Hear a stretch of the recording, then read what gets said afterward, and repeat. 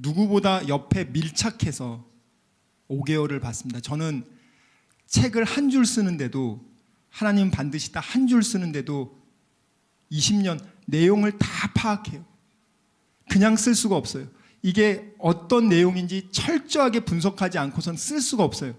제가 5개월 동안 목사님 옆에서 철저하게 뵙고, 목사님 사택에서 목사님 어떻게 지내시는지 다 확인하고, 제가 그 인터넷에 목사님에 대해 어떤 분이 글을 쓰셨는데 제가 그 글에 100% 동감하고, 또 저도 그 글에 조금 더 보태서 제가 정광훈 목사님이 어떤 분이신지에 대해서 한번 읽어드리겠습니다. 여러분들, 특별히 우리 애국성도 여러분들은 다 아시지만 대부분 20대, 30대, 40대, 특별히 제 책을 보신 분들이 지금 20대, 30대가 되셨어요. 그리고 10대 청소년들도 많이 보고 학부모님들 40대도 많이 보시기 때문에 저는 너무너무 감사해요.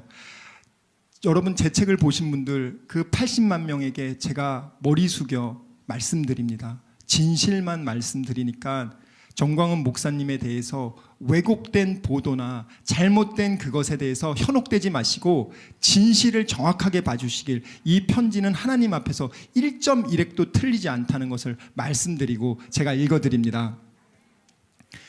정광훈 목사님은 순교자적 삶을 사셨습니다. 집도 팔아서 가난한 사람들에게 다 나눠주시고, 차도 성도들이 사줄 때마다 임시 번호판 단체로 팔아서 나눠주시고, 성지순례 다녀오라고 성도들이 준 돈을 16번이나 약자를 위해 쓰시고요. 제가 이거 다 확인했습니다. 정말 그렇습니다. 교회는 낡고 헐어서 냄새가 진동하고, 의자는 주저앉기 직전 물이 새는데도 돈을 안 쓰시고요. 옷도 해질 때까지 입으시고 신발도 찢어질 때까지 신으시고, 제가 옆에서 직접 다 봤습니다. 자신을 위해서는 단돈 1,000원을 안 쓰시고, 나라와 구제를 위해서는 아낌없이 다 퍼주시고, 하루에 성경 1독, 금식과 기도로 잠도 별로 안 주무시고, 언제 죽어도 좋고 어떻게 죽어도 좋으나 대한민국의 기독당을 만들어서 공산당에게 넘겨주지 말고 꼭 지켜내라는 김중곤 목사님의 명을 받들어서 이치에 맞지 않고 죽음을 각오해야 되지만 무조건 순종하려고 결심하시고, 애국운동과 복음운동을 통해서 예수한국 복음 통일을 이루시기 위해서 목숨 걸고 영적 전쟁을 하시는 분이세요. 수술받다 진짜 죽어서 천국에 가셨다가 거기에서 한국의 사명을 보시고는 다시 살아나셔서 나라 위에서 생명을 거신 겁니다.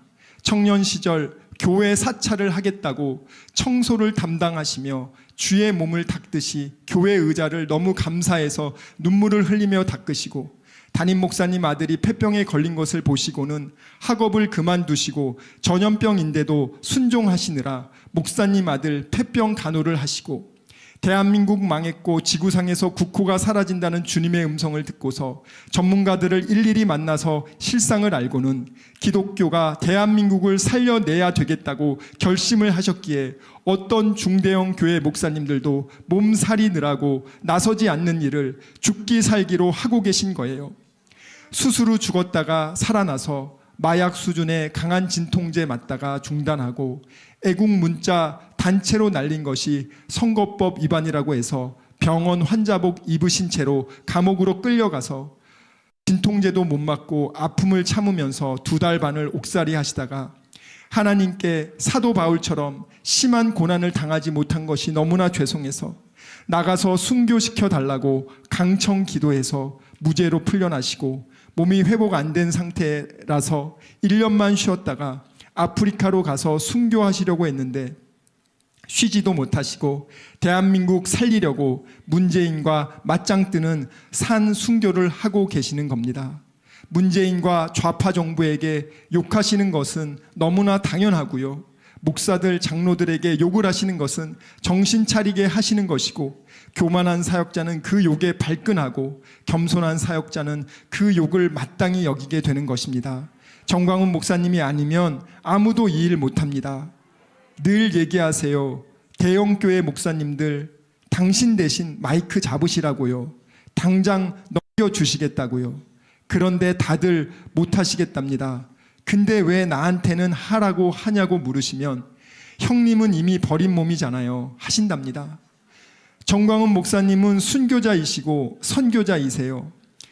청교도적인 삶을 몸소 실천하며 살아오신 거예요.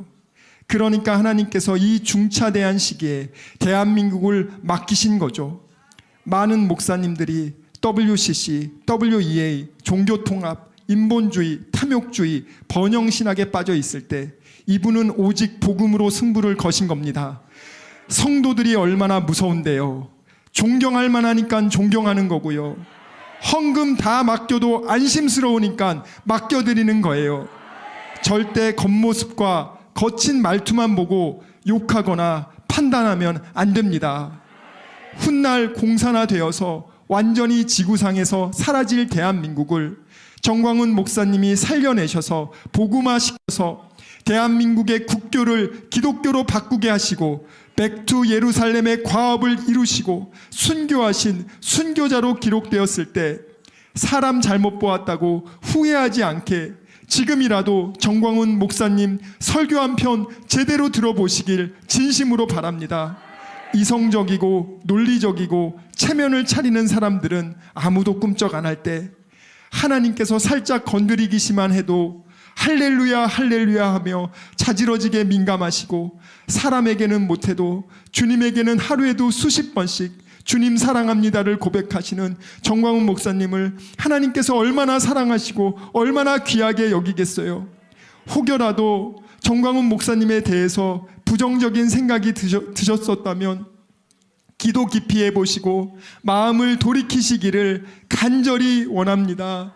우리 모두 하나님의 선지자 정광훈 목사님을 중심으로 하나가 되어서 하나님의 뜻대로 주체사상을 물리치고 예수, 한국, 복음, 통일 만듭시다.